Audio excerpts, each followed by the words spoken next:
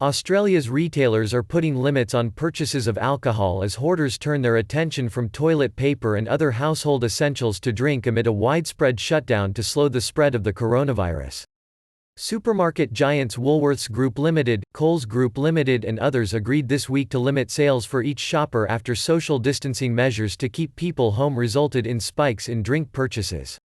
The measures show how panic buying that began with toilet paper and rice is making its way through the retail sector as people fret about product availability despite assurances from the authorities that there is enough to go around.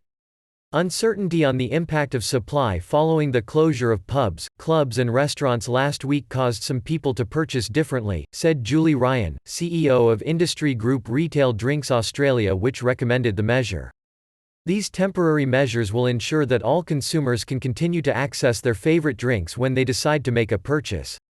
In Australia, where government figures show 1 in 6 adults drinks more than the recommended daily maximum, pubs and bars were closed last week under a shutdown intended to keep people apart and slow the spread of an illness that has infected nearly 5,000 Australians and led to 21 deaths.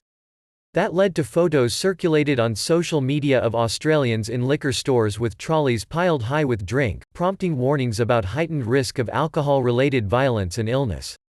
In the week to March 27, Australian spending in liquor shops was up 86% on the same period a year earlier, according to the Commonwealth Bank of Australia. Even factoring in the shutdown of pubs, bars and restaurants, alcohol spending jumped 34%.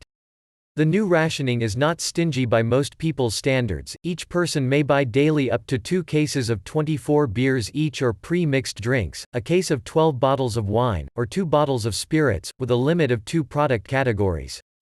The limits do not apply in the state of Western Australia, where the government imposed its own limit on alcohol purchases, citing health concerns and hopes of curbing alcohol-fueled violence.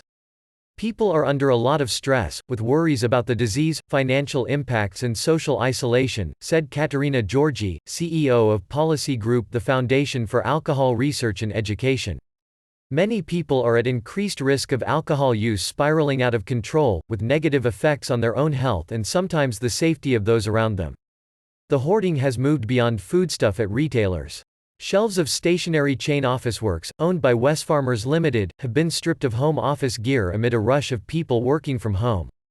Nurseries are also sold out of seedlings of edible plants like tomatoes and potatoes as people plan for shortages.